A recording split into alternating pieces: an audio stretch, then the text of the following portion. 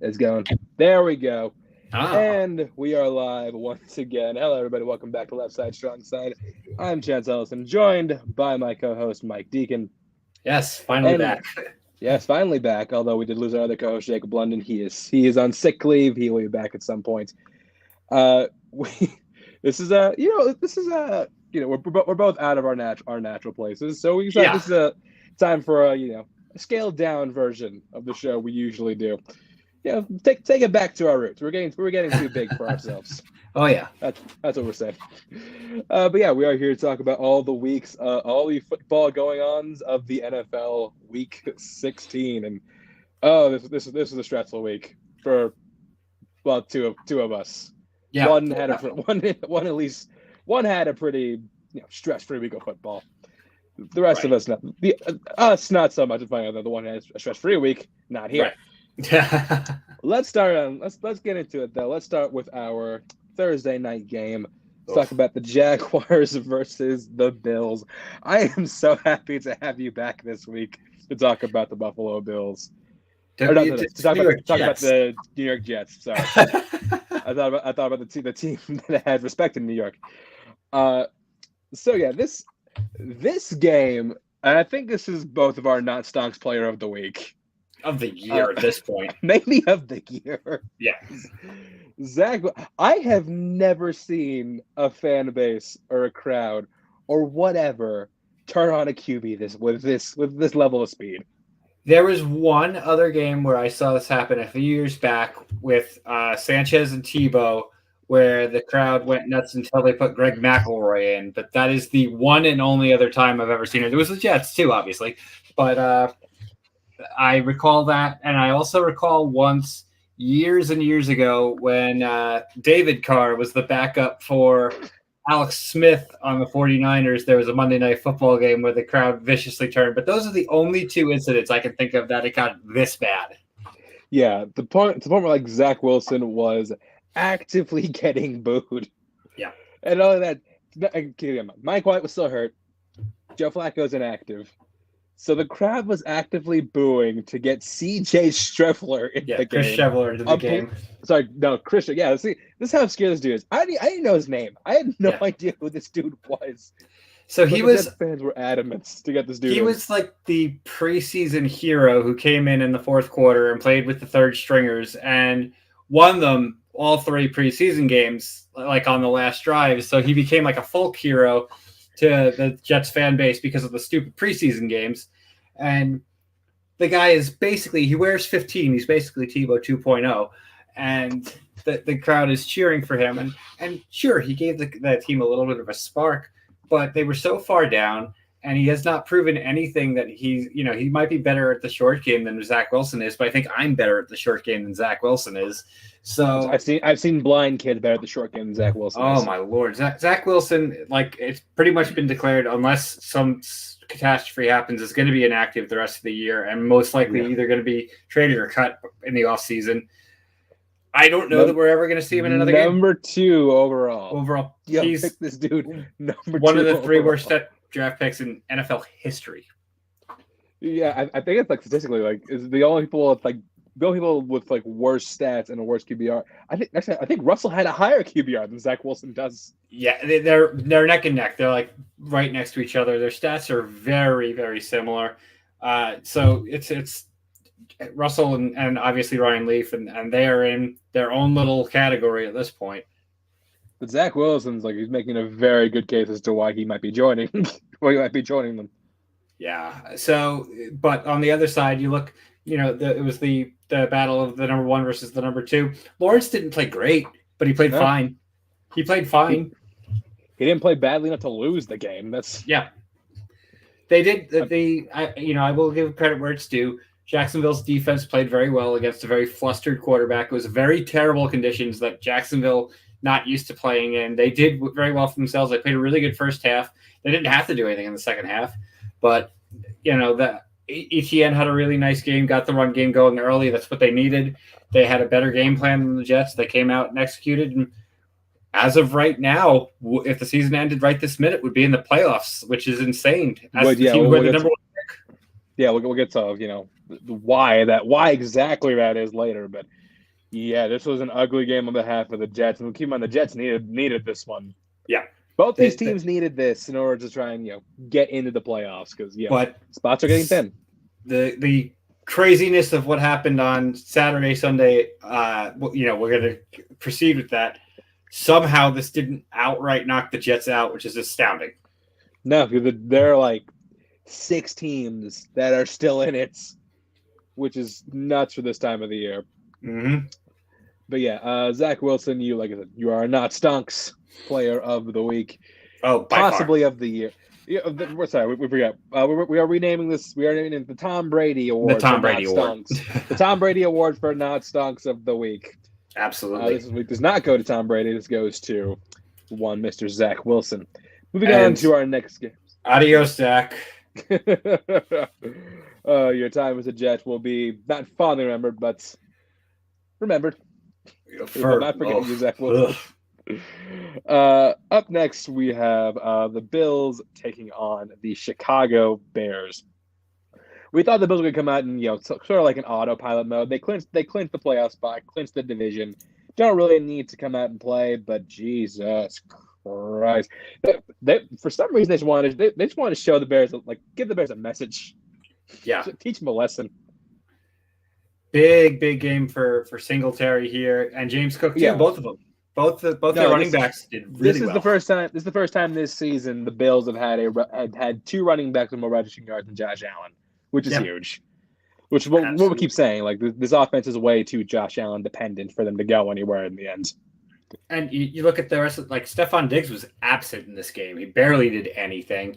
Yeah. Gabriel Davis had if he hadn't have a touchdown, he would have had like no stat line at all. It was Dawson Knox, if I'm not mistaken, who led the team in receiving, right?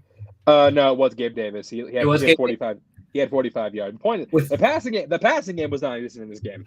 But to both teams, that weather was something vicious. So, and there was a lot of games this weekend that the storms just destroyed any semblance of what an offense should be. Yeah. So you get these teams a little leeway.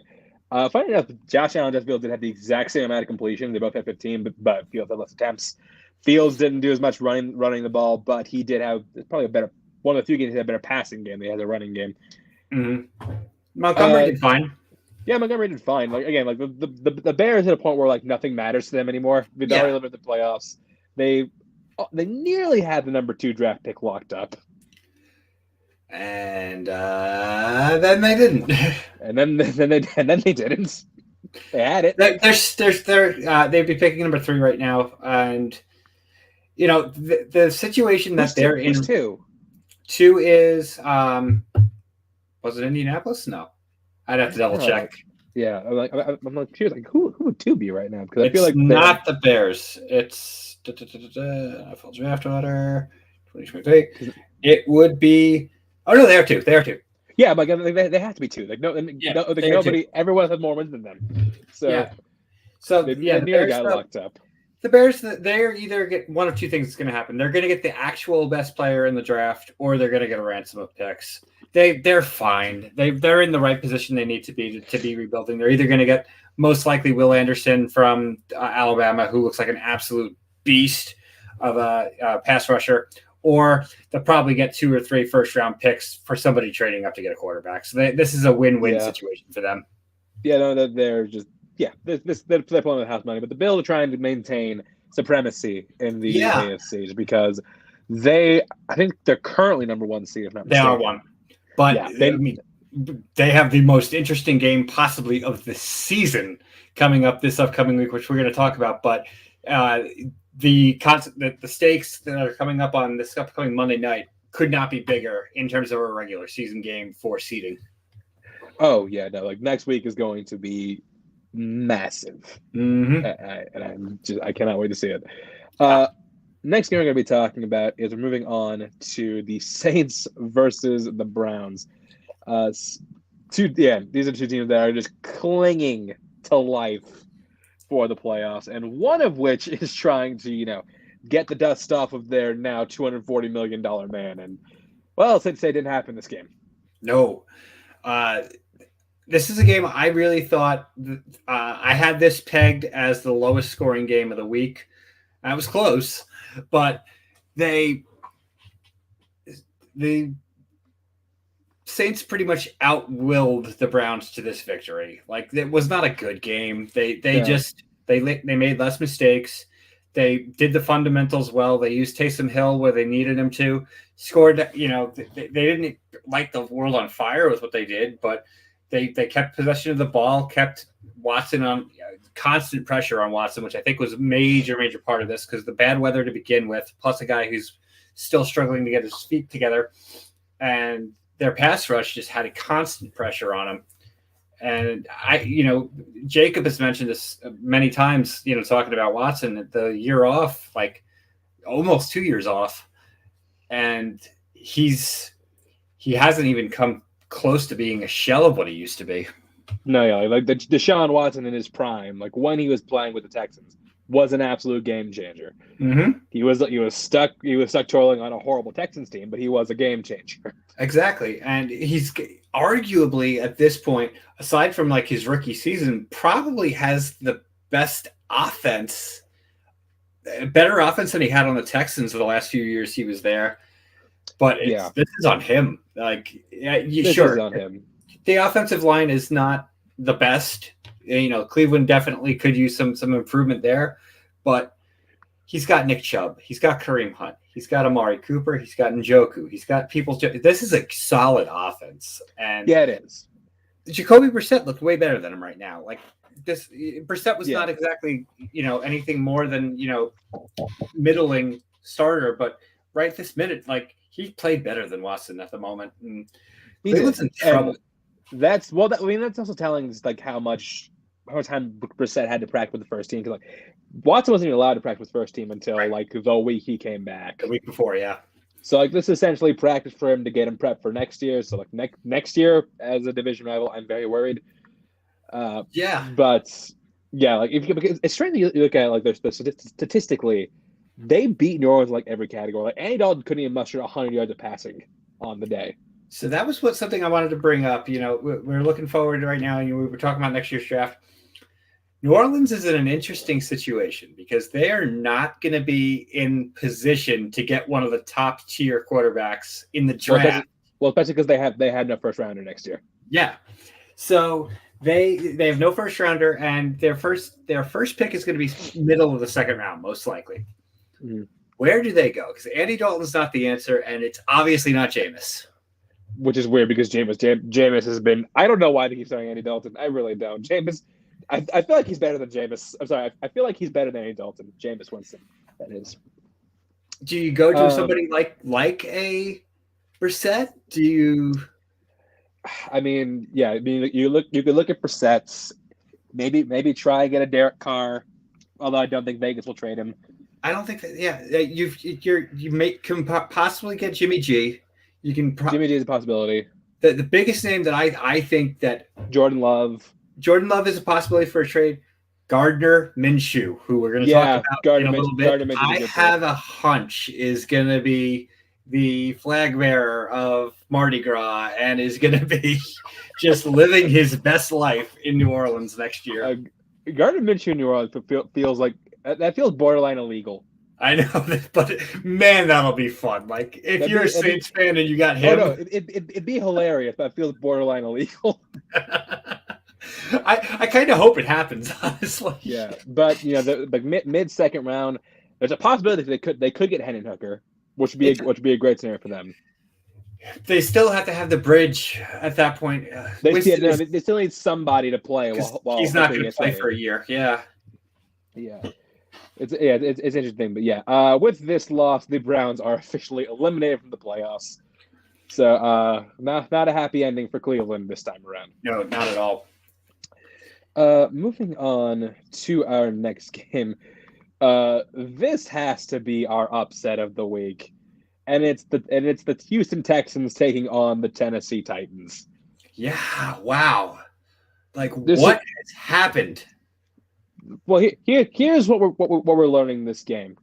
We said constantly that if you stop King Henry, you stop this entire team. They didn't stop King Henry. but they still managed to lose. Yeah. Like we are they like the Titans are getting to a point where Derrick Henry can no longer save them. Yeah. And that is worrisome. Well, and something we've brought up with the Titans many times this year is they've had like one of the not the most kind of a boring defense that just like held teams to field goals.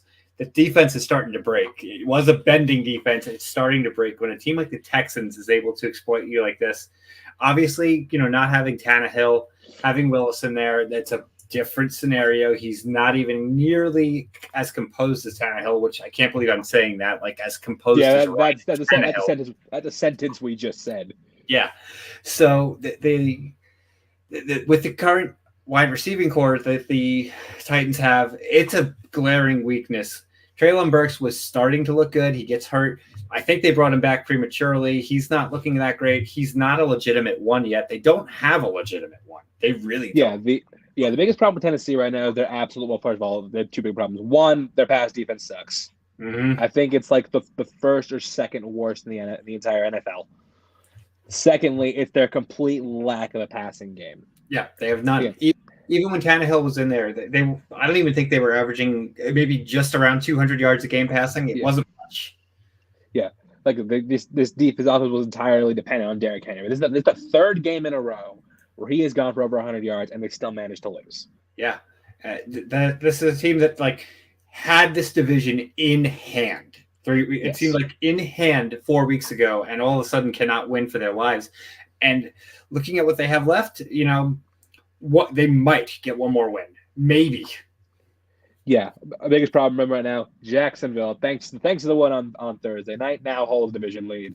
Yeah, they're tied. They're tied for the division right now. They do play each other in 2 weeks, which was probably going to be for the division because as of right now, Jacksonville holds tiebreaker.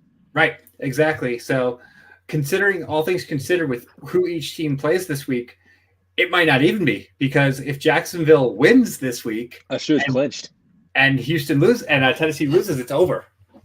Sure, it's very true, actually. But yeah, Tennessee.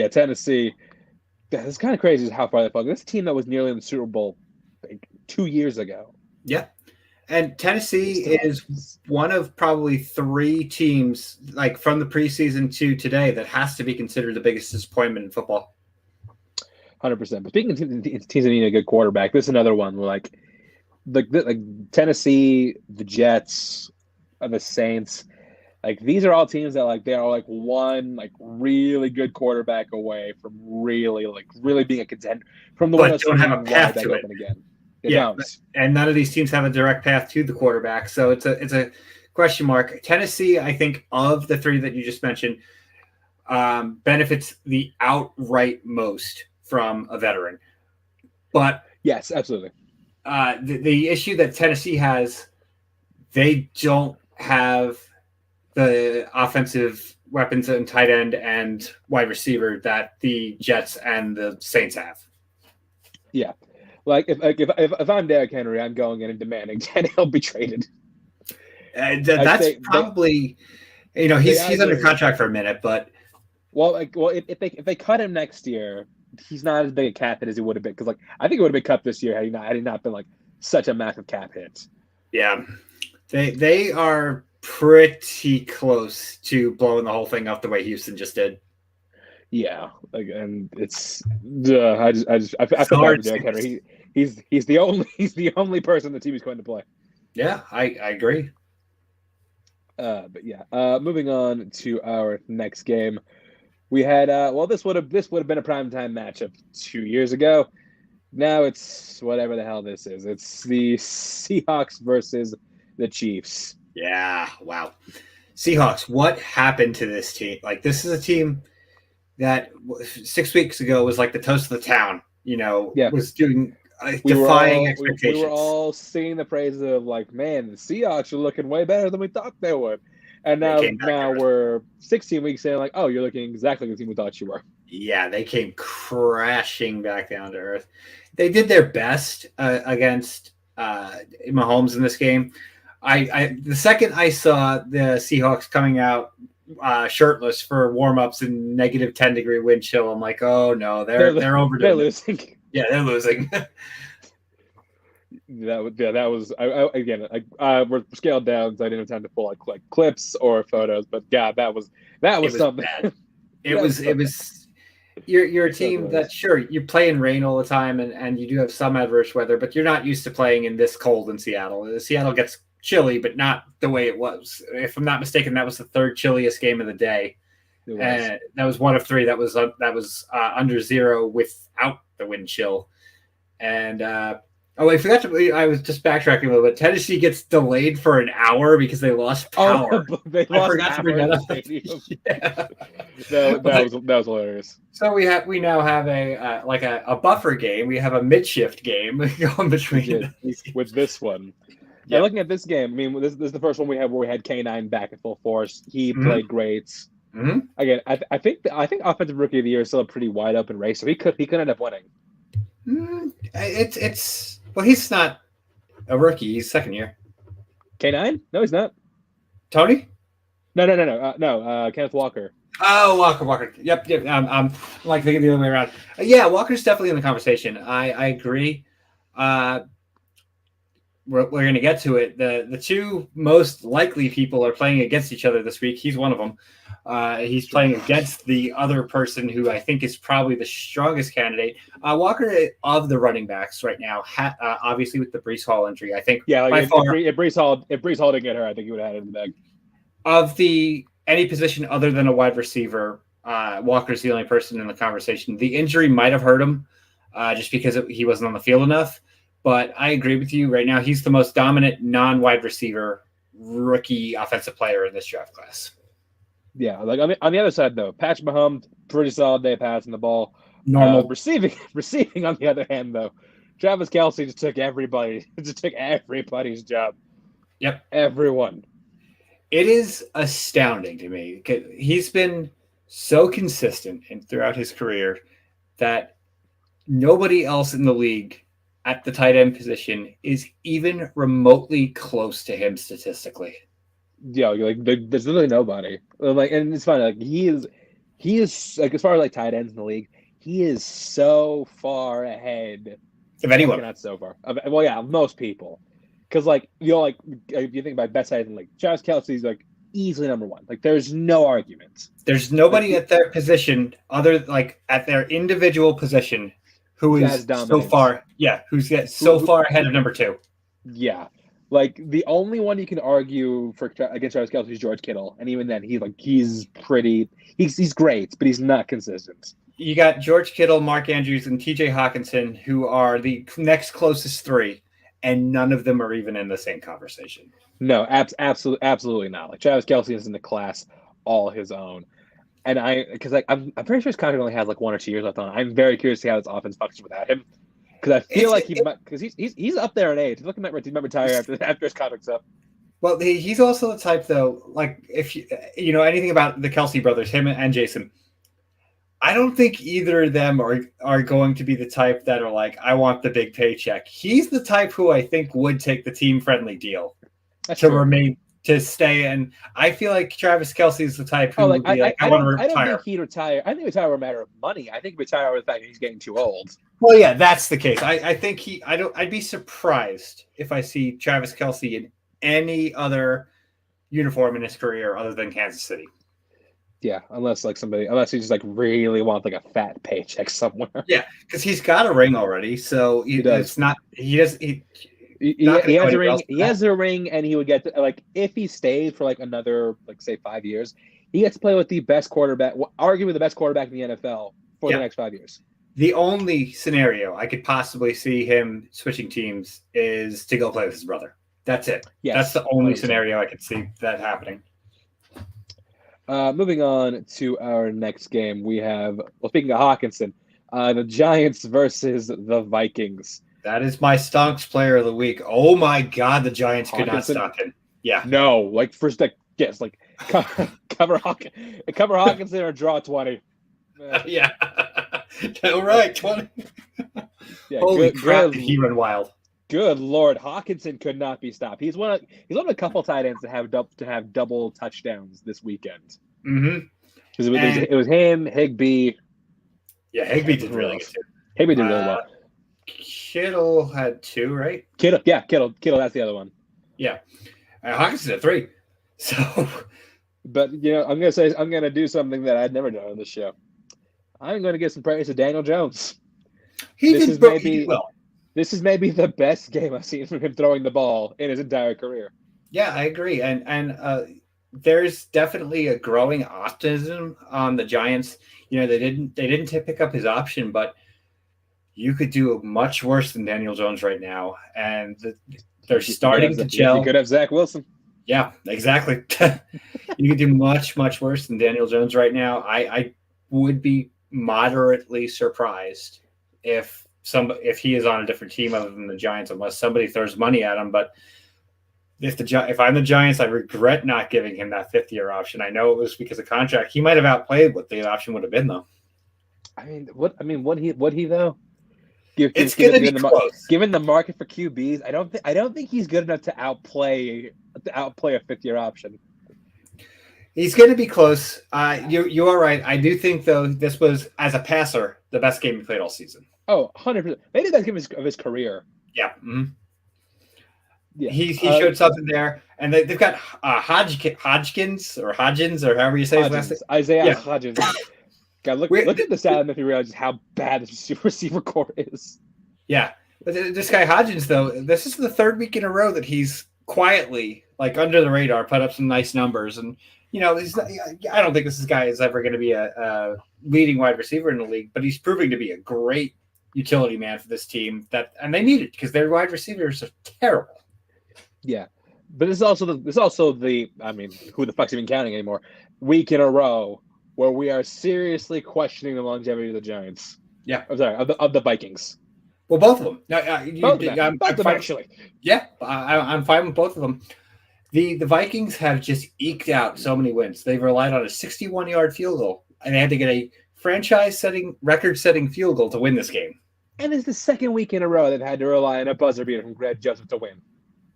Greg Joseph is, man, he's becoming another one of the most undervalued guys in the league. He's come up clutch every time they've asked him to. Oh, considering this is the Vikings we're talking about, we know their history of kicking. Yo. Yeah. Damn. Man, the most Vikings thing in the world would be them getting Super Bowl and losing on a chip shot from Greg Joseph. It would make so much sense, but it's indoors. He's done everything they've asked. Like I've grown to respect him a lot more as the season went on. I never really was a huge Greg Joseph guy, but he's Greg he was fine. He was okay. Yeah. But he was never going to be in the conversation like best kickers in the league. He's put himself in that conversation. Yeah, I was going to say he's entered that conversation for certain. Everybody who plays fantasy football, like he's never somebody who gets taken in drafts. But if you were smart enough to do it, you'd be sitting pretty with them. Yeah, exactly. So Vikings improved 12-3. Like I said, already got the playoff spot clinched up. But God, I am worried about this team. There is a scenario. I mean, it's a long shot, but there is still a scenario for them to get the number 1 seed. I don't think it happens, but it could. It could. The Eagles have to fall off a cliff. Yeah. But yeah. Next game we're talking about is the Bengals versus the Patriots, and it's funny watching this game. This was basically the exact opposite of their game against Tampa Bay. Yeah. They came out just on fire. And then just petered off. Then just left the stadium in the second half. Exactly. They nearly allowed the Patriots to come back. They switched uniforms basically in the second half. I mean, Mac Jones just did Mac Jones kind of stuff, but did it much better. I don't know what was up with the Bengals in the second half, honestly. They just fell apart. Yeah, the running game was ignored. The passing game was highly emphasized, but really highly emphasized, even though it wasn't as successful in the second half. The Bengals were shut out the second half, which is wild. I don't think it's happened this season. Didn't score a single point. I mean, being a Belichick defense, if they had done that the whole game, I would have been less surprised than it just happening for a half. Was it really the adjustments they made at halftime, or did the Bengals just I don't know. I really don't know how to describe what happened in this game. And then Patriots, in Patriots fashion, though, had missed extra point by Nick Folk, missed a 2-point conversion, missed another extra point, and then fumbled when they could have won the game. Which is funny because it was Ramondre Stevenson, a guy who was part of the reason that cost him the game last week. Mm-hmm. And Ramondre Stevenson, who for so much of this season for the Patriots, was one of the few shining spots in that team because they've struggled on offense. He's one of the only things that's really been consistent for them. 2 weeks in a row has caused it. And like Belichick, very rarely. This is something I found interesting. He's usually pretty tight-lipped about players that mess up and just benches them without saying anything. And he actually defended Stevenson after the game, which I found a little bit un-Belichick-like. Yeah, that doesn't seem like Bill. He's softening in his old age. I think he realizes how much he can't bench. If he benches Stevenson is by far their best offensive playmaker this year. Nobody else is even close to him. Although Kendrick Bourne's had a pretty good game, the best game he's had all season. Yeah, 100%. I don't know. There was a play where I think Mac Jones threw a pick, or there's a fumble or something, and Mac Jones just tried to chop a dude, which is the most classless thing you can do as a QB. Yeah, or just as a player. Just in general, yeah. He's and definitely, this is not the first time he's done this. Right. He has a reputation as being a dirty quarterback, which how does that happen? You get a reputation as a dirty quarterback? Seriously. Yeah, you don't hear that. That's kind of reserved for Ndamukong Suh. You don't reserve that for QBs that went to Alabama. Right, exactly. Yeah, it's strange, but the Bengals won despite doing everything in their power to try and lose this game. They managed to eke it out and maintain their stronghold in the AFC. Mostly due to the fact that their run defense was pretty stout. Passing defense is another story, but the running defense did come to play. And the Patriots had the keys in their hand with the way things turned out, and now are in a wild struggle for the 7th seed.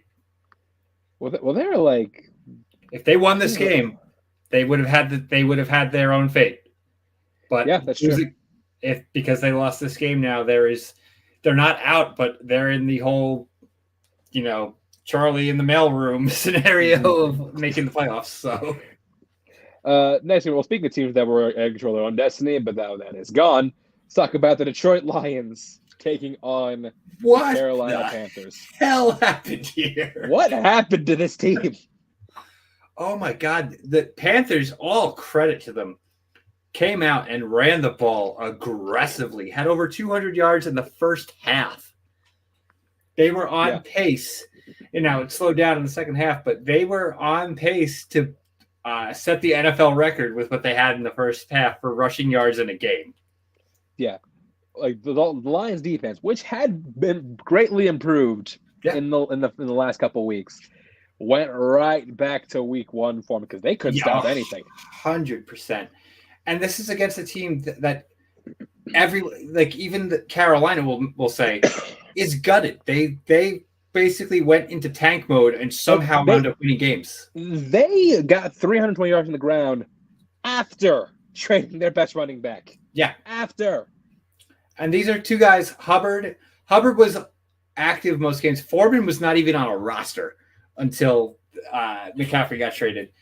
And now all of a sudden these two guys, Hubbard and Foreman, all credit in the world to them. These are guys who, by all means, should be on practice squad somewhere. Really doing good. They're doing exceedingly well. No, they are 100%. And even you look at the Lions' offense, the offense, passing wise, didn't do bad. I mean, Jared Goff had 305 yards through the air and 3 touchdowns. Run game though. The running game was the problem. Terrible. Jared Goff was their leading rusher as well. 15 yards. DeAndre Swift did nothing. And they don't even attempt it with Swift. That's the issue. Yeah, Swift got 4 carries the entire game. Swift is no slouch. He's one of the better backs in the league. I suspect that this week DeAndre Swift is going to be running the ball like a madman as overcompensation. If they don't do that, something's wrong. Yeah, if they don't, then somebody in that building is really pissed off at DeAndre Swift. Yeah, it's really questionable, especially with this injury to Jamal Williams. You're in a playoff fight. It's obvious that Swift is I don't know if he's 100%. He's better than he was because he is still a part of the pass game, but they got to get him the ball on the ground more. Yeah, funny thing about this game is the fact that all three touchdowns. You think like, oh, 3 touchdowns. You think how many DJ Chark, Amon-Ra St. Brown get? None. All 3 touchdowns were scored by Shane Zylstra. That's like who the fuck is this? And didn't he have like 3 It was like at the Travis Kelce game from earlier this year. He had 3 touchdowns with like 45 yards or something like that. It was 26. 26. Yeah, I'm like, oh my god, like it's all just. God, like, that's the greatest fantasy stat of all time. But nobody played it. Who in their right mind played that guy? Yeah, who played that dude? Who's the one guy that started this dude? Somebody who's very rich right now. But yeah, the Lions lose this to drop back below 500 in a game they really needed to win in order to try and solidify their playoff claim. Now, because the NFC is pretty weak, right? It's pretty weak. They could still make it. It's not out. They are not out. No, they're not. They're not out. They're not even like close to being like in the impossible scenario. It just makes it a little bit harder. The interesting thing that's going to come into play when we're going to talk about the Commanders in a minute or two, the Commanders' tie with the Giants has so many serious implications on who makes the playoffs.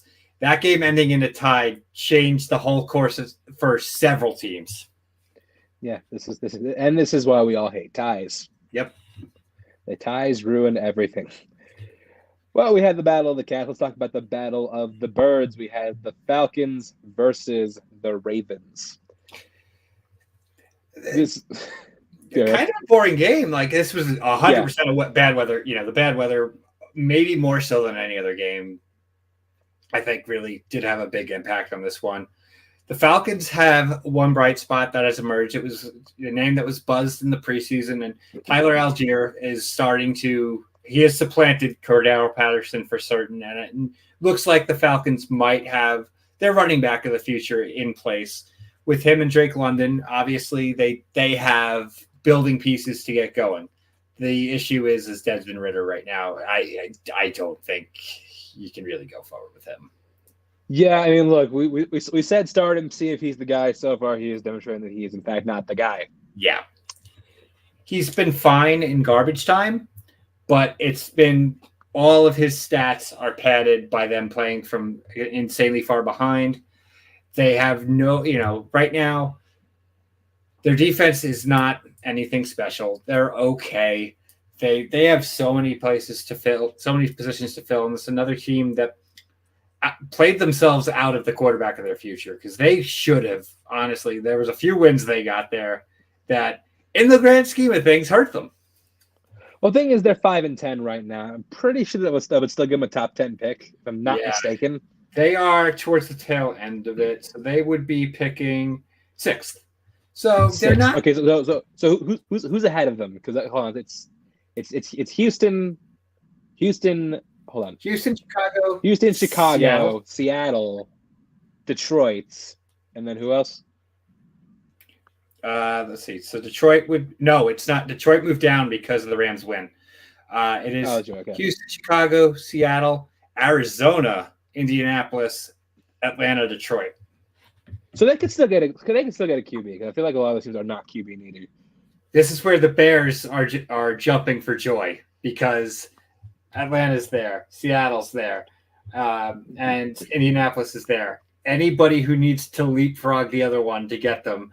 The Bears are just like, give me 3 firsts, Yeah, but on the side of the Baltimore Ravens, we are finding out that maybe Lamar Jackson is more integral to the team than we thought. Yeah.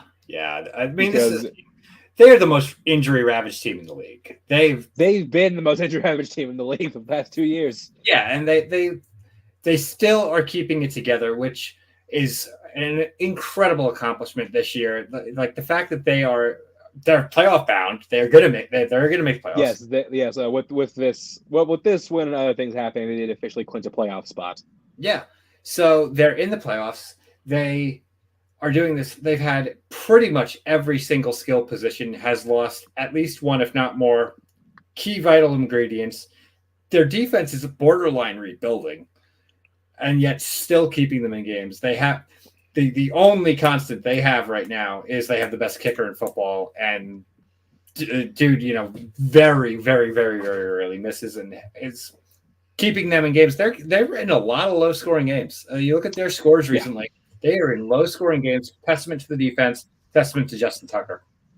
Well, testament to Pro Bowler Roquan Smith, who, I mean, Baltimore just. Trade. Yeah, it was a great trade because Baltimore is now hoping this will finally be the end of Patrick Queen. Yeah. Oh yeah, and also Kyle Hamilton starting to play like a first rounder as well. So. Yep.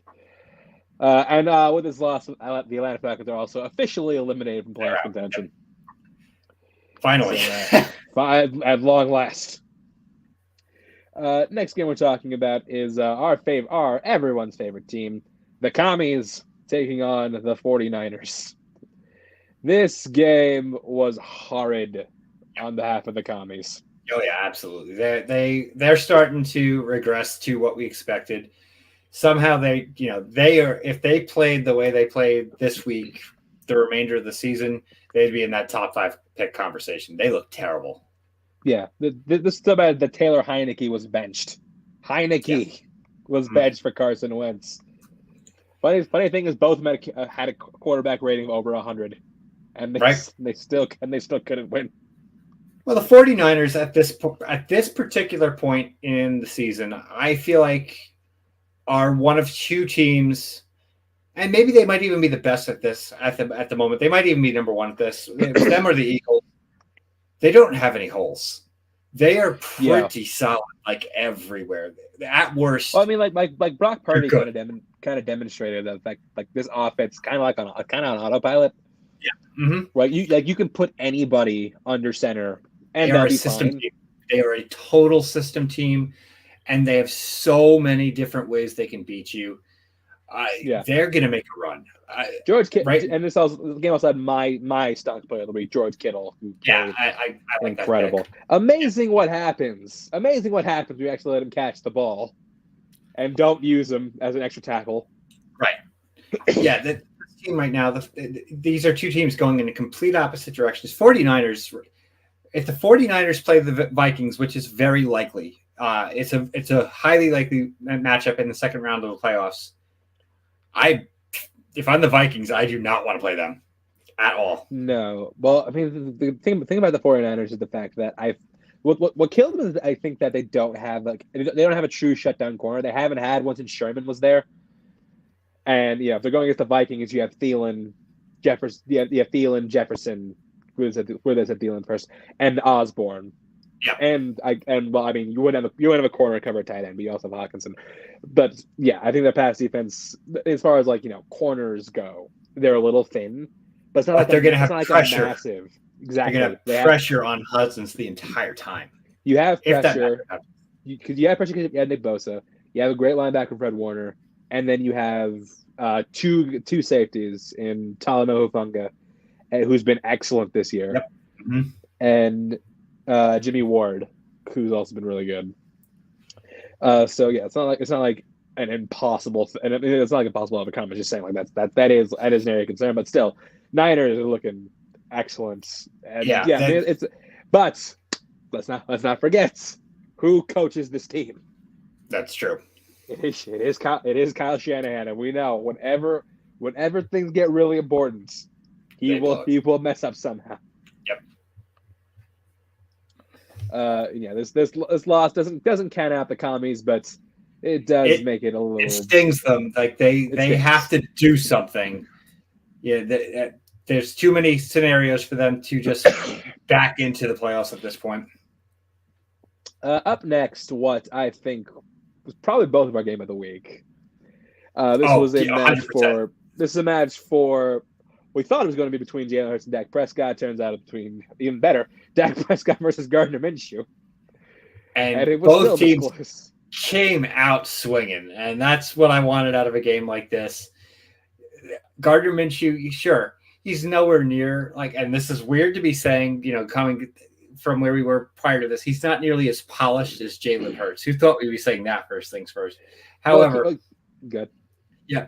What I was going to say is anybody who's a fan of Ted Lasso, Bethany said this about Gardner Minshew the other night.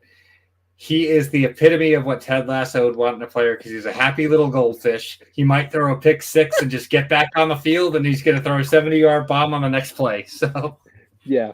Here's the thing. It was kind of weird that both these teams had to play one game with a backup quarterback. Here's the thing. Here's the difference. I think that had Dak Prescott played in the first game, regardless, the Eagles would have won. Yeah. If you put Jalen Hurts here, the Cowboys lose. Yeah. Why? What's the one thing Jalen Hurts has been better at than any other QB this year?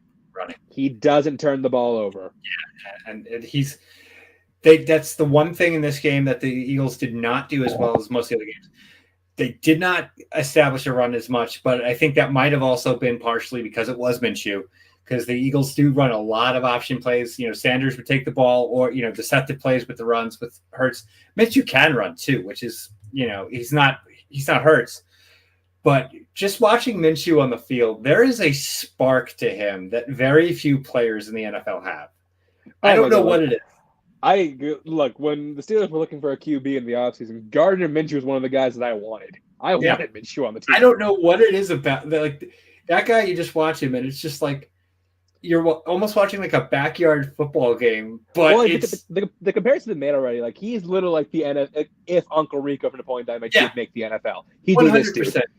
And I genuinely hope, I like Gardner Minshew. I hope he gets a starting job next year and just brings a spark to some team. Like he is one of the reasons I want the Eagles to win the Super Bowl, because I want Gardner Minshew to get a ring. Yeah, that would be fantastic.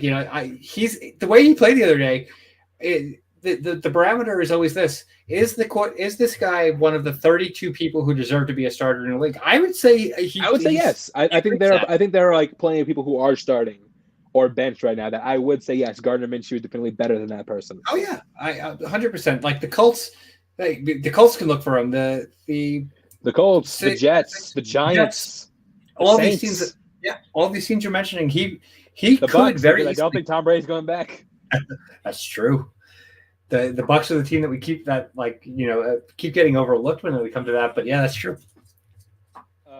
As far as individual performances, CeeDee Lamb had an excellent game. 2 touchdowns, 120 yards. And on the other side, Devonta Smith. Yeah, one Alabama, because CeeDee Lamb went to Oklahoma. Devonta Smith did my favorite touchdown celebration of the entire weekend, where I put the ski mask on and started robbing the Salvation Army. That's the most Philly thing I've ever seen, and it was hilarious, and I loved it. These are two teams, though, that Dallas is so polar on bipolar, and every single week you just don't know what to expect out of them. They came out ready for this game. If they can do that on a weekly basis, they'd be a legitimate threat. The problem is they're you never know when they're just going to roll over. Exactly. And the other big problem with Dallas is, again, they at times the high end talent is not going to save them. CeeDee Lamb had the game of the year for. That was the best game.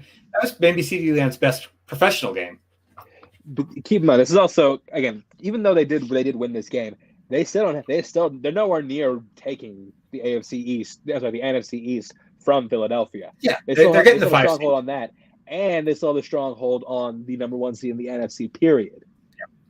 So again, the Eagles didn't have much to lose by winning this, other than really pride was all that was at stake, and shutting up Dallas fans, which was, again, I wish that would have happened, but we can't always get what we want.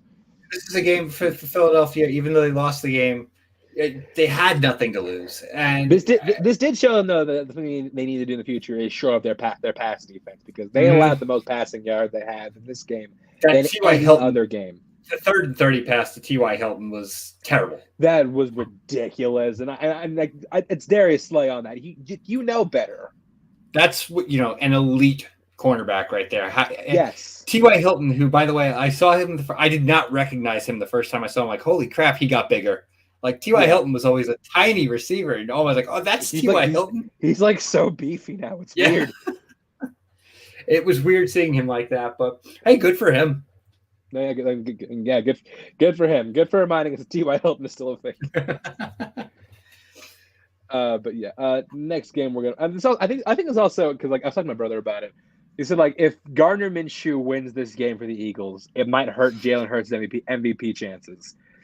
So I think that actually shows Jalen Hurts is way more valuable because, like, I I agree. don't know who said it, but like somebody said that like is it the team, not Jalen Hurts. Well, this show that no, Jalen Hurts actually is like incredibly important to this offense. 100%. I agree with everything you just said there. Yeah, Jalen Hurts, if anything, might have actually improved his chances. Oh, 100%. I still think he's the front runner right now. Yeah, I agree. Like if I was voting right now, that's who I'd be voting for. So yeah, I agree. Up next, we're talking about a game that I have some personal vested interest in: the Raiders versus the Steelers. This is a game that, to remind you of the stakes, this was going to be the celebration of the 50th anniversary of the Immaculate Reception, but then Franco Harris sadly passed away 3 days before the game, and it's supposed to be when they retired his number 32 forever. So yeah, the Steelers should have had a lot of motivation to win this game. Watching for 3 quarters, they did not have a lot of motivation to win this game. What a comeback! I'm sorry. Let me rephrase. The offense had no motivation to win this game. I'll say it again. Matt Canada needs to be fired and locked in a barrel and thrown off a cliff. Just get rid of this man. He's holding this team back. But yeah, so like this is very ugly offensively. And like Jacob talked about, he was like if they lose, they were going to make like not stonks of the week. I disagree on one sense. I think if you want to make offense not stonks of the week, fine. But you have to credit the defense because after that opening drive touchdown, they only allowed one field goal the entire game. They gave up nothing. The defense played nothing. Fantastic. Yeah. Devontae Adams, non-factor. Hunter Renfrow for that first drive, non-factor. Darren Waller, non-factor. Again, this is like supposed to be one of the most high-flying offenses in the league. Josh Jacobs, one of the best backs in the league right now, non-factor. Yeah, the defense showed up. We need the offense to put up points, which they were not doing, and it's also because Chris Boswell kept missing kicks, and he had like 2 missed ones. Again, conditions sucked, so I'll give him a little bit of leeway, but it was ugly to watch. But then it's almost like the spirits of Franco Harris inhabited the team, especially someone else who is I don't mention for stonks of the week. One young Kenny Pickett, who had his very first big boy drive this game.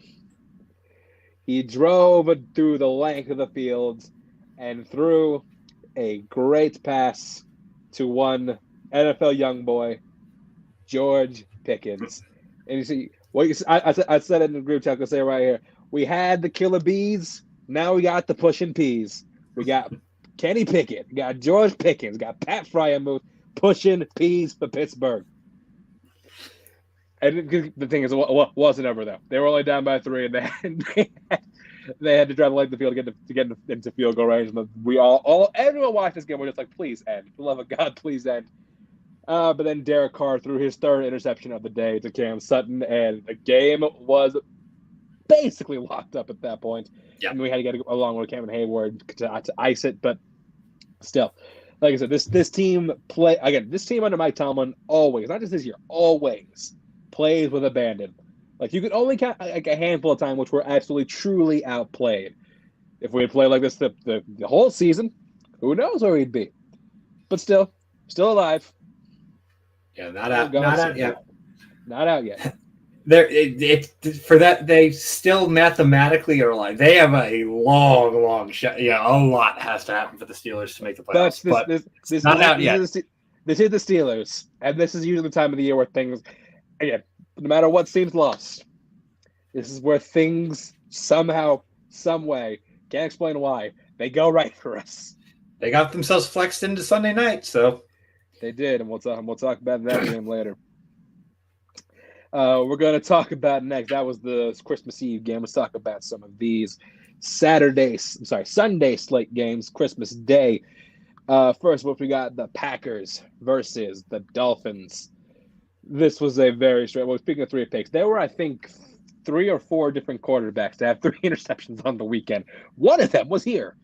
Who would have? Well, I mean, this is a very circumstantial situation, and I was talking to a buddy of mine during the game, and he's like, "What is going on with him?" And I said, I said, does he have another concussion? And turns out, yes. Turns out, yes. And this is scary at this point. Apparently, Tua got a concussion in the game, and nobody noticed. No, but and when you see the replay, like it seems so obvious. I guess in real time, Tua just got right back up and he didn't show any signs right away. But when you see the replay and see when his head bounced, it's like, oh my Lord, yes, he with the way things have been, especially because it's him, that this is his third of the year. Yeah, This is a case where, again, first half, Tua and the Dolphins were playing excellent. They're playing really great football. Second half, however, is a different story. Offense shut down because Tua decision making was absolutely horrid, and given what we know now, makes sense. Yeah. Gave up 3 picks in the second half, including one that was a game sealer. And that game sealer, like, sure, his mind wasn't in the right place, but wow, that was a bad interception. Like that was a bad throw. Really bad interception. Yeah, Packers didn't have to do anything that special. I mean, they ignored the running game once again. Aaron Jones, the guy who they just paid a lot of money, non-existent, got 6 carries the entire game, and he was averaging like 4 yards a carry. I don't know why they didn't get the ball more. Look, Aaron Rodgers played well. Played okay. He did enough. Here's the problem, though. This has happened to Miami constantly.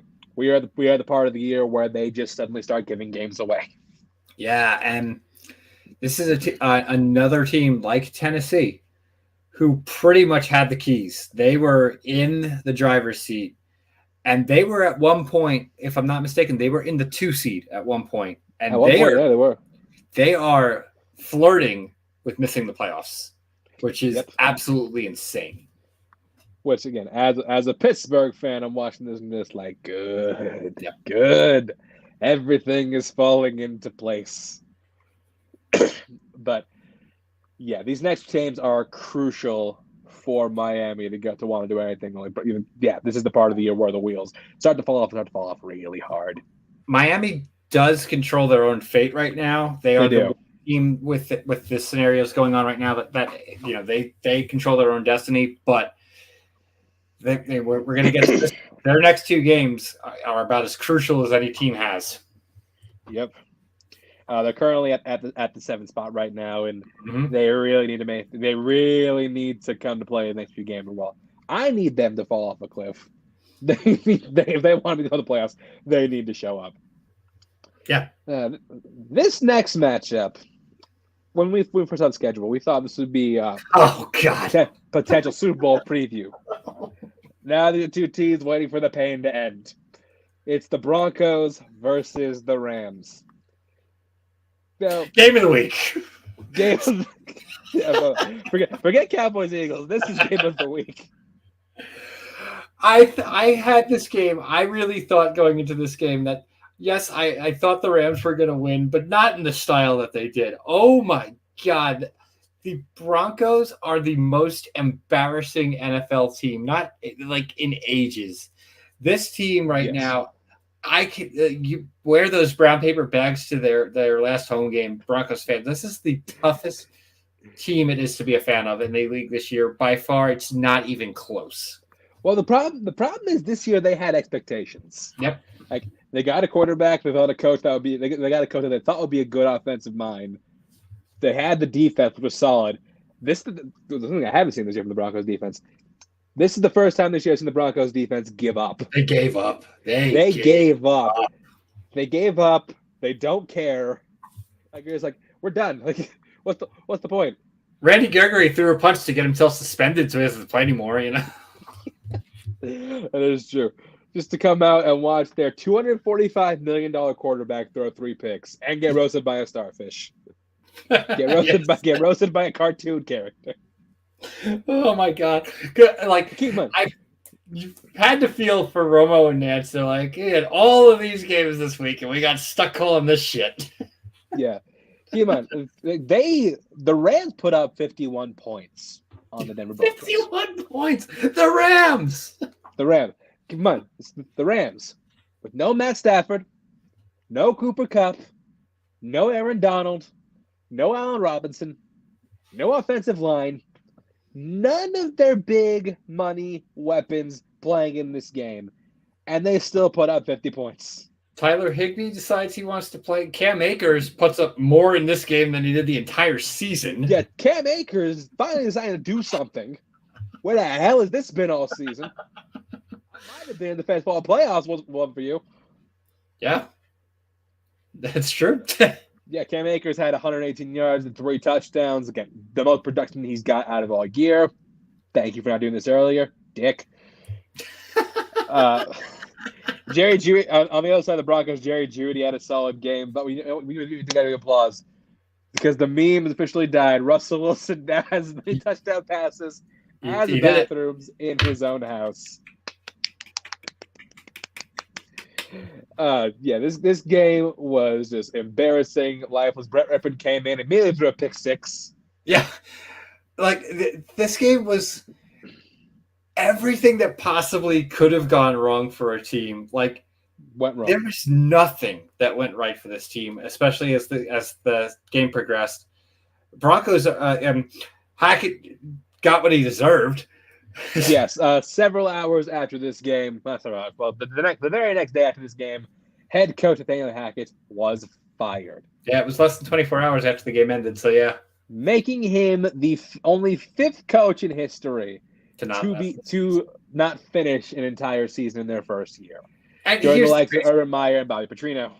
How do you get this far? There was 2 games left, and they were like, we can't even bear with you for 2 games. You're out. It's like how bad was it for the locker room? We're just like, we don't want. We would rather put we have only 2 games left, but like that's the funniest part of it. There's only 2 games left, and they would rather put up with an interim head coach than deal with you for 2 more games. They can't even suck it up for 2 weeks. Yeah, this is like just a disaster all around. And for a team that has so much damn talent on it. And nothing to look forward to. Absolutely nothing to look forward to. Yeah, they got no first rounder next year. I have no idea who they're going to get the head coach. I don't think it's going to be Dan Quinn everyone's saying Sean Payton. Here's where I don't think it's going to be Sean Payton.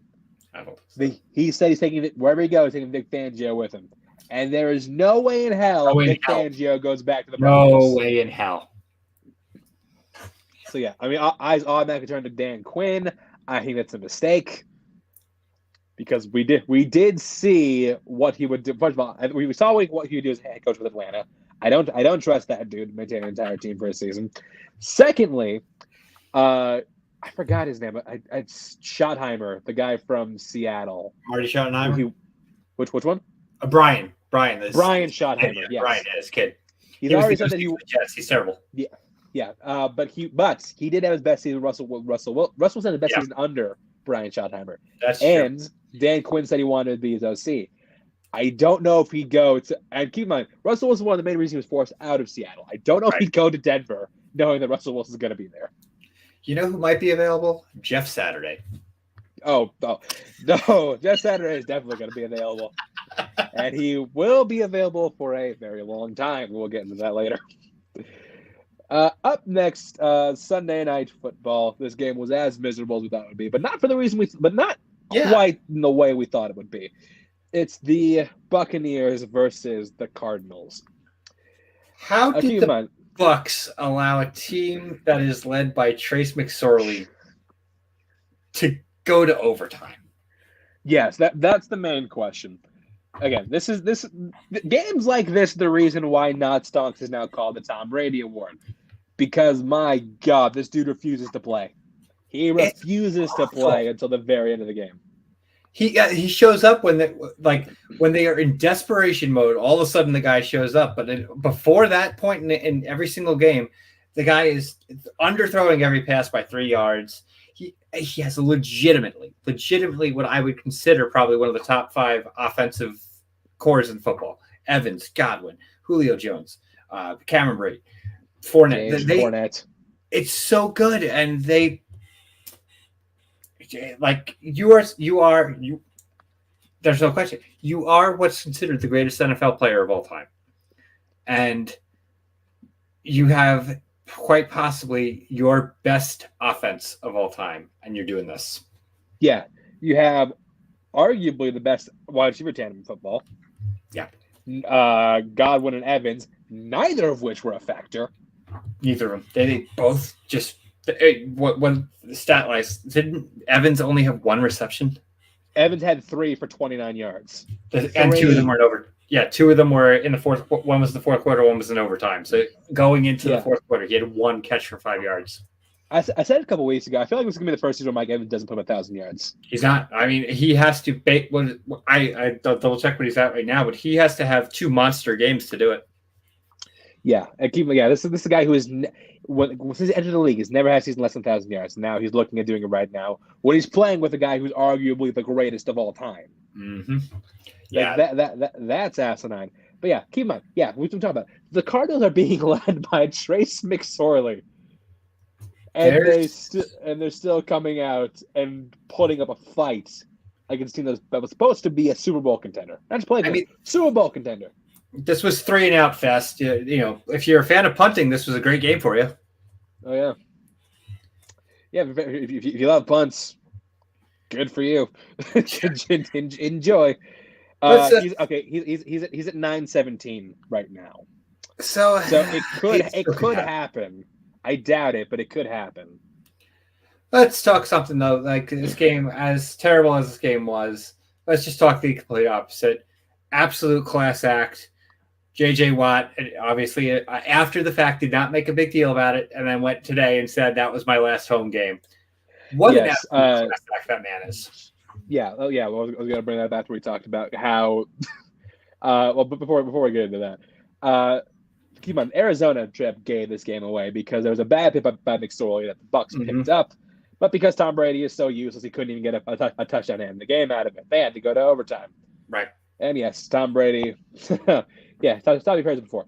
Tom Brady, despite playing like shit the entire game, beats up on a vastly inferior opponent to win the game in its boring fashion. Yep. Pardon me if I'm not ready to suck you off, Tom Brady. But yes, the big news after this game came this morning. That's J.J. Watt at the end of the season will be calling it a career for the NFL. J.J. Watt finishes his career with 3 Defensive Player of the Year, I think 3 All-Pros, 5 Pro Bowls, NFL Man of the Year, part of the very, very exclusive 100-sack club. This is a dude who he's one of the most dominant defensive players of his era, but also of all time.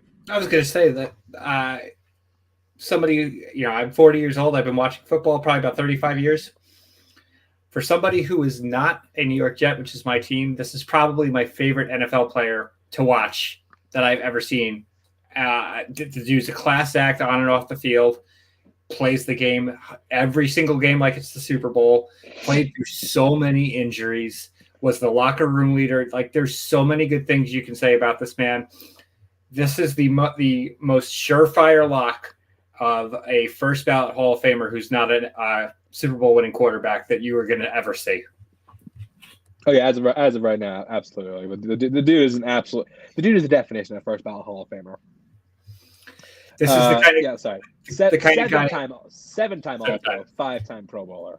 This is the kind of player that any parent with who's raising a kid to be a football player, that's the guy you want to watch the tape of. That's the guy you want to be to emulate. Dude just did everything that you could ever ask for in a professional athlete, and I have nothing but respect for that man. Yeah, he was one of the few players to have multiple 20-sack seasons. Also, one of the few players to lead the league in sacks in 2 seasons. Led the league. Tackles 580, 111.5 sacks, 69 pass deflections, 27 forced fumbles, 17 fumble recoveries, and 6 total touchdowns through his entire career. J.J. Watt, you had a hell of a career. It's going to end in Canton. I wish you would have gone somewhere else other than Arizona because you could have gone to Green Bay, could have gone to Buffalo. You might have a ring, but you decided to go play football in Arizona. So I'm a little peeved you didn't come to Pittsburgh. For Family the first. one. Yep. But you know what, JJ Watt, I loved watching you play. And have an extra time. Yeah, and whatever he wants to do in a post football career, whether it be going into coaching, broadcasting, if he wants to go into management, whatever. Space Jam 3. I like that. There you go. Space Jam 3 starring JJ Watt. And last game we're talking about today. Someone else is probably going to be retired very soon. That's the truth. Going to be retired very soon. Chargers versus the Colts. As far as retiring, I'm talking about, of course, Jeff Saturday and quarterback Nick Foles. Watching this makes you. I feel like people are going to watch this game and just say, here's a fun experiment. Show Nick Foles' highlights in this game to somebody, and explain that this is a Super Bowl winning quarterback. Right. Not just that, Super Bowl MVP. This, had it not been for Zach Wilson, would have been the loudest negative crowd reaction of the week. Yeah, Matt Ryan was benched for this. Yeah, and we're finding out Nick Foles also, and also ended up finding out Nick Foles also not the answer. He got sacked 7 times by this Chargers defense that I'm not going to say they were the worst this year, but they certainly didn't do anything of even remotely close to this note all season. Khalil Mack had the game of his year, by far. And the Chargers defense, they've been middle, they haven't been bad by any stretch, but they looked all world last night. Yeah, and keep in mind, this was without one of the better players on the defense because Derwin James was ejected in the middle of the game. Which is weird because he would have been taken out of the game anyway for concussion protocol. Yeah. But you just be ejected anyway. But yeah, what a hit. Herbie didn't play as well as he usually does. Didn't need to, though. didn't need to. Not against this team, didn't need to. Eckler had a solid game. Keenan Allen, holy shit, receiving game of the year for him. He had 12 receptions? 11. 11? Yeah, and Mike Williams he was perfectly fine too. He had less receptions, but big chunks. Keenan Allen was catching a lot of dick and dunk passes and turning them into 10 yards at a time, but Mike Williams over the middle seemed unstoppable. Austin Eckler, he is probably the best player in the league right now, not getting the respect he deserves. He's under the radar, and that's a good thing for him. People always forget him in the conversation of who's the best running backs in the league, and every week he's going out there doing it. Yeah. Head coach Brandon Staley came out and did yoga, which if he come out and do yoga like that for a game, you bet he damn well better win. He did. And with that, the Chargers have officially clinched their first playoff spot since 2018, which means there is only, well, technically one playoff spot up for grab. I mean, look, 2, but most teams are not up for that spot. Right. So technically, so one that anybody can grab. Right. That's that. Yeah, we have 5 teams clinched in the AFC so far. NFC, we have 4 clinched in the AFC so far. So NFC. So things can go either way there. But yes, Jeff Saturday once again making a strong case as to why an NFL player will not be supposed to do a head coaching job ever again. Yeah, absolutely.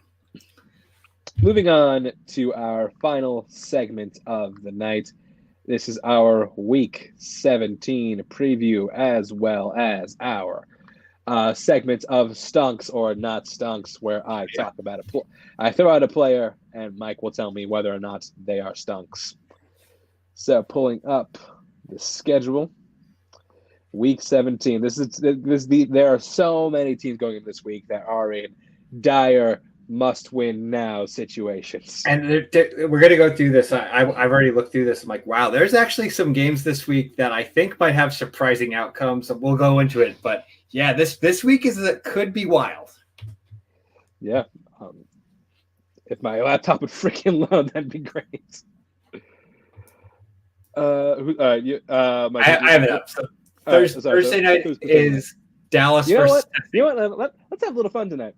How about you? Yeah, I like where your head's at. Let's go for it. So Dallas. I will say without somebody stunks. Perfect. So this game, when it comes to the game itself, I think it's going to be one-sided. I don't. Who was it again? Dallas and Tennessee. The run defense run defense for Dallas isn't great, but we've seen time and time again that doesn't matter with this team. Like King Henry could have rushed for 200 yards, and the team would still find a way to lose. So sadly, Tennessee needs to win this game. They're not going to, but I don't think they're going to. Yeah. So if we're going to talk stonks or not stonks, we're going to look on the Dallas side. Ezekiel Elliott. Oh, you know what? I'm going to say not stonks. Not stonks on Zeke. I think Dallas is they're in Pollard right now, and I think that's going to be right now. Oh, is he really? He's nursing a little bit of an injury, so even then, I think that because it's Tennessee and because their pass defense is so awful, I think they're going to put a bigger emphasis on that. So as far as Zeke goes, I am saying not stonks. I like it. So we're going to move on to the Arizona Cardinals at the Atlanta Falcons. Oh, Jesus. Yeah, good exactly. God. Thanks, NFL. Thank you. Thank you so much. For this one, I'm going. I think Arizona's a little less terrible, so I'm going to go Arizona. Mike, I can't hear you.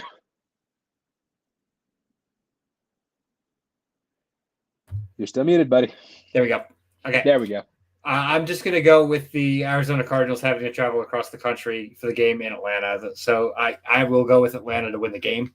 But this is going to be a garbage game. Take the under on this one. Everybody. What's the over-under on this? Let's take a look. The over-under on this game, according to ESPN, is... Hold on, I'm grabbing that right now. Okay, so the over-under on this game is currently 41. Take the under. Under. Take the under. Yeah, don't even look at the over. Yeah, 100%. So let's talk stonks, not stonks. DeAndre Hopkins.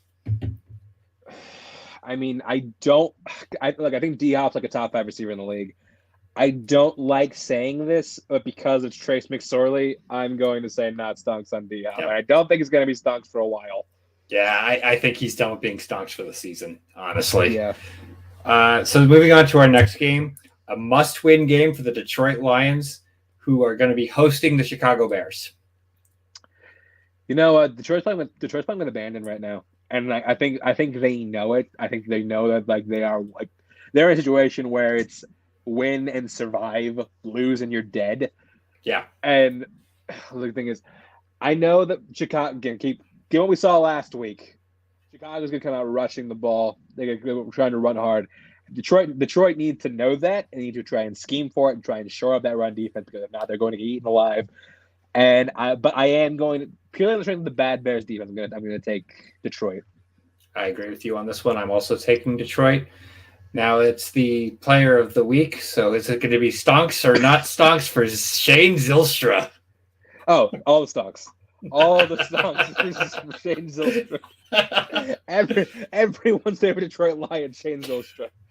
All right. So I don't even want to bring this next game up, but we have to because we are covering every single game. The Kansas City Chiefs are hosting the Denver Broncos. Oh, dude. God, that's gonna.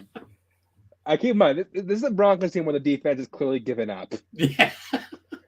This is gonna be ugly. So yeah, I mean, I'm obviously taking the Chiefs, and I think this would put them at like 15 wins in a row over the Broncos. It's like in between like the 15-17 range. Yeah. Mm-hmm. Oh, it's going to be bad. So I don't even think it's fair to bring up anybody on the Broncos for stonks, not stonks. So I'm going to go ahead and throw out the name of Isaiah Pacheco. Randy Gregory suspended, isn't he? Yep. Yeah, I'm gonna say stonks on this one. I think that front four is, again, defense given up. The front four is depleted a little bit. So yeah, I will say stonks on Pacheco.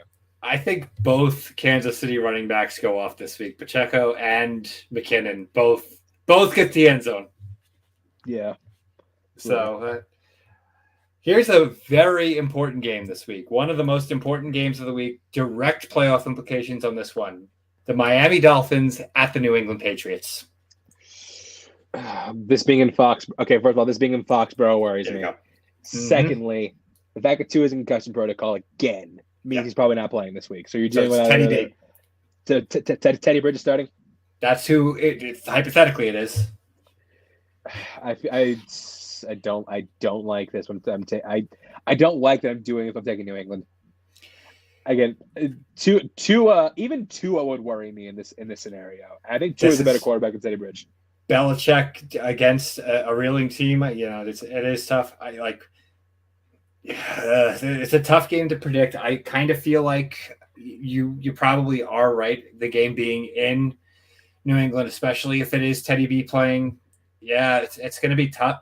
I think this is going to be a game in the trenches too. I don't see this being a super high scoring game. Stonks or not stonks on this one, I'm going to go with Raheem Mostert. I was thinking you were going there. I think I'm leaning stonks on this one because I feel it's gonna be a big game on the ground for both teams, and I don't think the Patriots' run defense is all that great. So I will say stonks on Mostert. All right, so we're gonna move on to this is who would have thought this coming into the season that I'm about to say this. A game where one of these teams is in fighting for their playoff life. The New York Giants are hosting the Indianapolis Colts. And it's not the Colts. Yeah.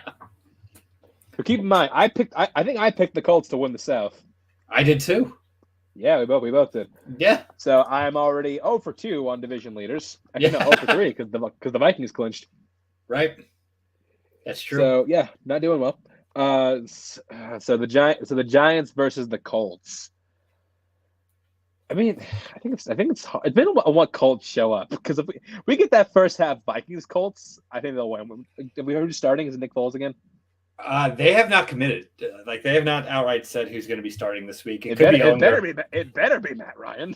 It could be Unger. Oh God, Sam Ellinger QB. It's a possibility. I think it depends on who's playing QB. Like if it's Matt Ryan, I'm actually leaning him. Actually, no, I'm leaning towards the Giants no matter what. I was going to say, this is next to the Chiefs Broncos. This is the game I think has the biggest blowout potential. I think the Giants are going to come out and punch them in the mouth. Yeah, but because no Shaq Leonard, no Jonathan Taylor, two very key pieces of both sides of the ball. So yeah, I'm leaning Giants. So speaking of Giants, stonks or not stonks, Darius Slayton against these cornerbacks because the best cornerback. They got Gilmore been actually pretty solid this year, and Kenny Moore. I'm gonna lean not stonks on Darius Slayton, just barely though. I kind of agree with you that I'd lean just barely. I think he's gonna do fine. Next game, very interesting one here.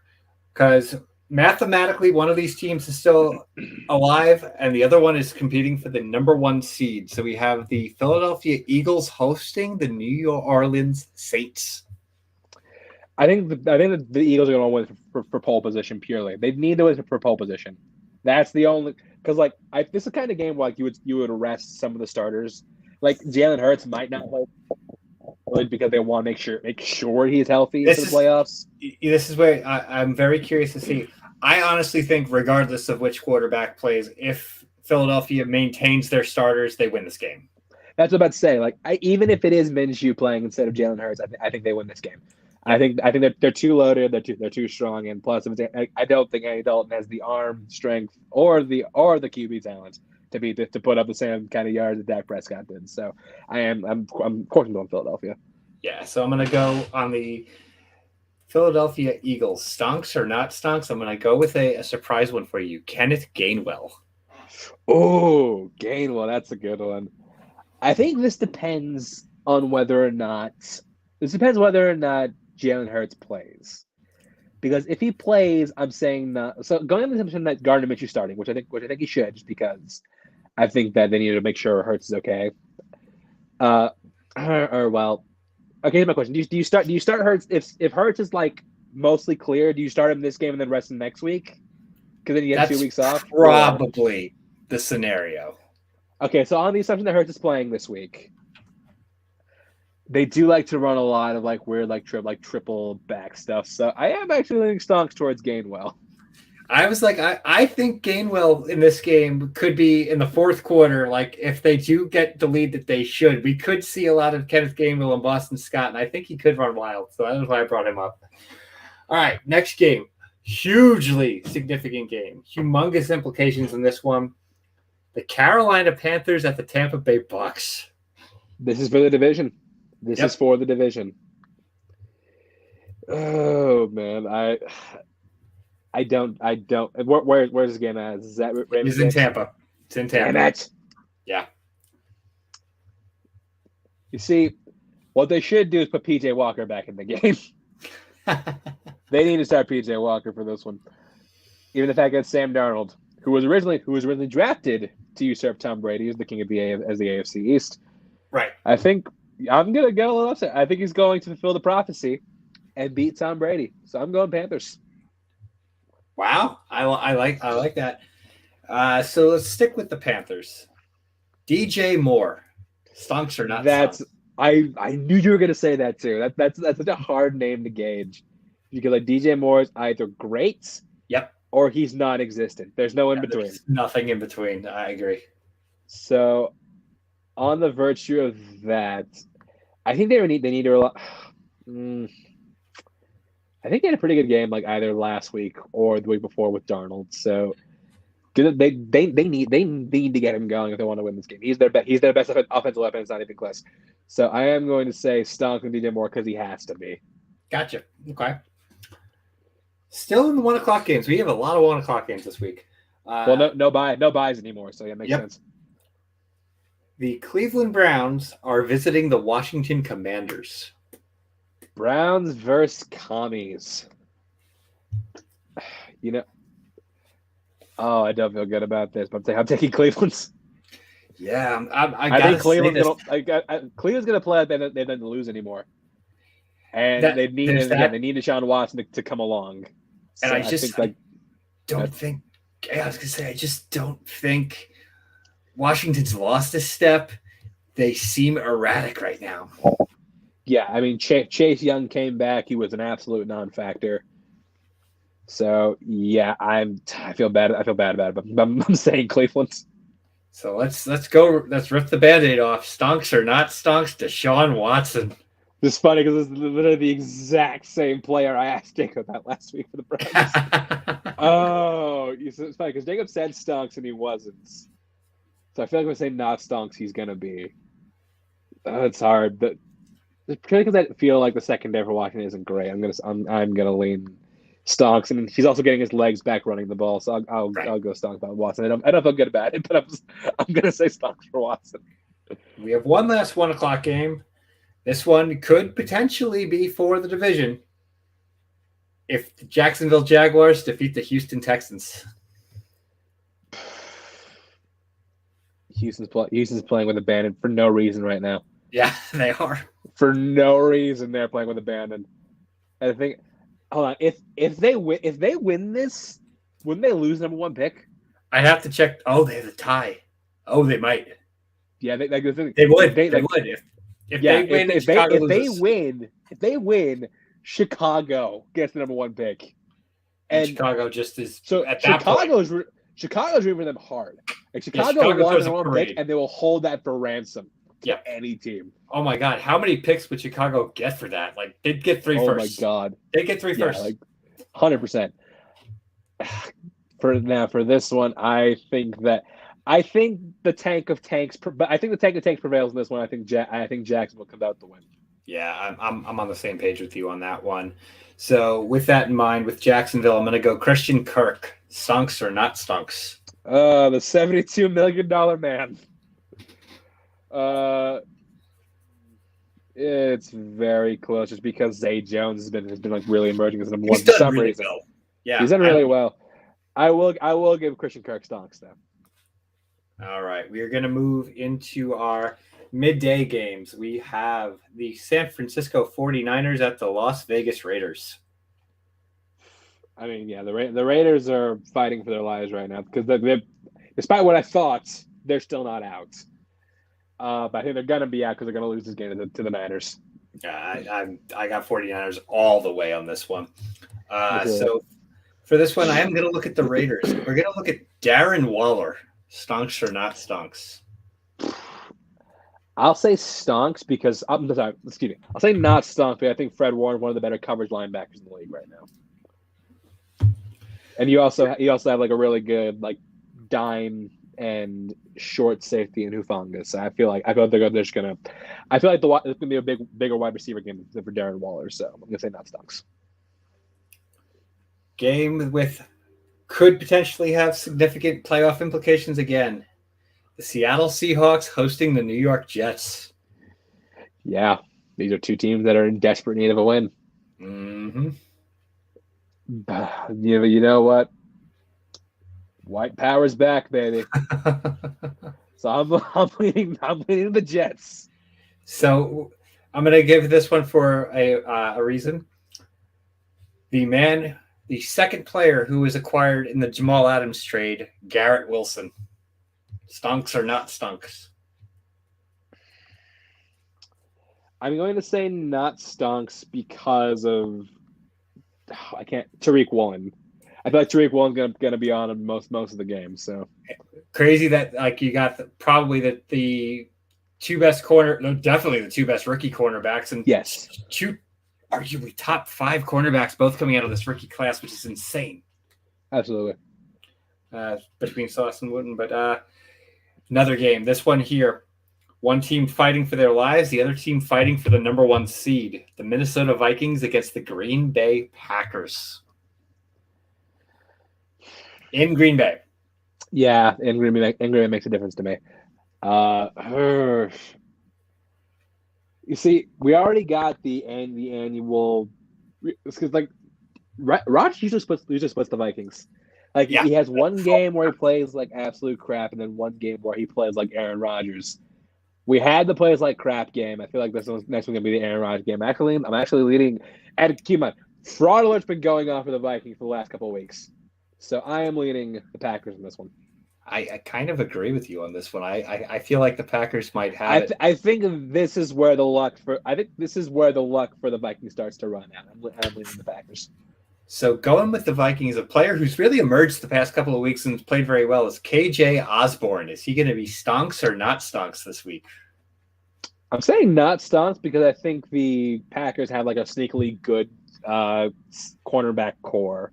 Yeah, between Jair, Rasul Douglas, and Eric Stokes is actually really solid. They're going to go repeatedly to Jefferson. I think they're going to it's going to be Hawkinson again, I think. I mean, after what happened last week, they need to glue somebody to Jefferson. Yeah, absolutely. Or sorry, not last week. After what happened week 1, they need to make sure he is covered at all points. Doesn't matter who's not covered. Yep. And then pretty irrelevant game, the Battle of Los Angeles. The Rams at the Chargers. So it's a home game no matter what. Right. So that means the stadium's going to be half empty. Yes. And they'll all be Rams fan because the Chargers. I think the Rams caught a flyer last week in that they just happened to go against a team who's giving up. Right now, the Chargers are in a mode where they're like they need to show up for because there's no if anymore. They're going to the playoffs. They need to tighten things. They need to tighten things up. They also want to try and gain some relevancy in LA because they have failed to do so at this point. So I am going with the Chargers. The only fear I have about this game with the Chargers is that they pull a Colts back from 2009 and play the starters half the game and pull them the second half. I don't know that they're going to do that, but there's a little bit of a thought in my head that they might. So I still take the Chargers because you're already playing the Rams backups. Right. So we're gonna look at the Rams on this one. Looking at a player who last week went off, Tyler Higbee. Is he gonna be stonks or not stonks? given that the fact he's their best receiving target and that Baker really likes throwing tight ends, I'm going to say Stunks. I don't think it'll make a difference, but I think that he will at least have a good game. Moving on to our now primetime game of the week, game that obviously Chance will be glued to, the Pittsburgh Steelers at the Baltimore Ravens. Yep. This is a game that, again, Pittsburgh has been in we need to win for the second half of the season. And they've done that. I think they've only dropped like one game in this half of the year. Well, no. Yeah, no, sorry, 2 games. Both were in division, which is not good. But yeah, I think look, Steelers know that they need to win. Mike Tomlin's going to get these boys prepared. And yeah, despite it's going to be an ugly game. I'll say that it's going to be an ugly game. I don't know what the over/under on this is. Take the under. Let's take a look. I'm going to pull that up right now. I agree with you that I think this is going to be an ugly game, especially with the Ravens injury situation with who they have potentially playing quarterbacks. It's not. I don't believe Jackson is 100% out yet. He's not going to play. It's not likely. Yeah. So I'm pulling up the over/under for that game. It's probably. I'm going to estimate. It's probably right about the other one we saw, the 41. That's probably a fair guess. 36. Probably. Still take the under. Yeah, I like a game in the trenches here.